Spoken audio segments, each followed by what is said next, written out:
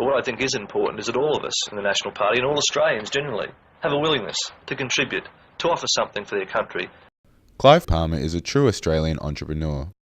Born into a working-class family in Melbourne, he rose to prominence when his company Mineralogy first became a staple in Australia's blossoming economy. He's brought soccer to the Gold Coast, been a professor at Deakin University, and a spokesperson for the National Party of Australia. I love Campbell Newman. I love his family. I admire his wife. My name is Andrew Main. I'm the wealth editor of the Australian newspaper. On the 21st of March, which was about 3 or 4 days before the Queensland election, he called a press conference in Brisbane and announced, I think the phrase was, an offshore power and the Rockefeller Foundation were behind attacks on the coal mining industry in Australia, which was a bit of a bolt from the blue, to be honest. How to Stop Queensland Coal report, which probably came out of Langley in the United States by the CIA, certainly came through the Rockefeller Foundation.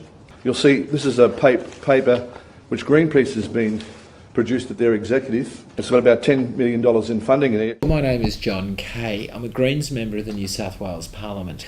As the party's energy spokesperson for the past 5 years, I've had a deep interest in the progress of the coal industry and the way it has influenced the political processes. The Greens are not anti-mining. We think better taxes on the mining industry and better regulation on the mining industry will slow down the boom and enable the rest of the economy to adjust. We need to look beyond a life dependent upon coal.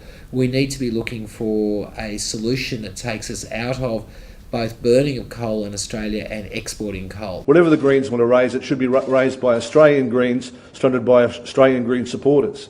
We don't want domination by a foreign power. Have you been aware of any offshore funding? Absolutely not. There was some money from a German charitable institution to the Greens probably over a decade ago, the Heinrich Boll Institute. But other than that, there has been no money coming from political parties or from government organisations in the history that I've been involved with the Greens. Not only have I not witnessed anything that comes from the CIA or the Rockefeller Foundation or any other such organisation, but I would be aware of it. There's a clear problem in his suggestion that the CIA is financing attacks on the mining industry in Australia in order to make the US coal mining industry more competitive. The whole energy scene in the US has changed dramatically in the last few years. I don't actually think that the US coal industry is something that is of critical importance to the Australian coal industry. It's a stupid fantasy. Of course it doesn't represent either the party or the causes that we have worked towards.